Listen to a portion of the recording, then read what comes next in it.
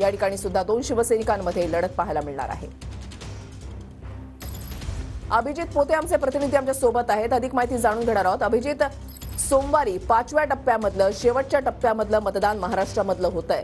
मुंबईमधल्या 6 जागा तर आहेतच, मात्र या व्यतिरिक्त 7 जागा ज्या महत्त्वाच्या लढती त्या म्हणजे नाशिक, दिंडोरी, पालघर, कल्याण, धुळे या ठिकाणी सुद्धा नक्कीच वैशाली, राज्यातील शेवटचा टप्पा म्हणजे 5व्या टप्प्यासाठी लोकसभेचं जे आहे ते उद्या मतदान होणार आहे। तू सांगितल्याप्रमाणे एकूण 13 जागांसाठी खरं तर उद्या मतदान होणार आहे आणि त्याच्या प्रचाराच्या ज्या तोफा आहेत वैशाली, आज खरं तर थंडावतील 5 वाजता हा सगळा जो प्रचार आहे तो संपेल। खरं तर सगळ्या महाराष्ट्राचं लक्ष ज्यावरती लागले त्या मुंबईतल्या 6 जागा असतील, ठाण्याची जी मुख्यमंत्र्यांची खरं तर ठाणे मुख्यमंत्र्यांचा गड मानला जातो, ठाणे असेल, कल्याण असेल, पालघर असेल, तसेच नाशिक, दिंडोरी आणि धुळे उत्तर महाराष्ट्रातील या जागा अशा एकूण 13 जागांसाठी वैशाली उद्या मतदान पार पडते। खरं तर ठाकरे गट वर्सेस भाजप मुंबईत अशी लढत पाहायला मिळणार आहे। तर नाशिक असेल किंवा पालघर असेल या सगळ्या महत्वाच्या लढतीसाठी खरं तर उद्या मतदान होते। आज खरं तर मुंबईमध्ये असेल किंवा इतर ठिकाणी ज्या ठिकाणी उद्या मतदान होणार आहे त्या ठिकाणी मोठ्या सभा प्रचार रॅलीचं आयोजन करण्यात आलेलं आहे। मुख्यमंत्री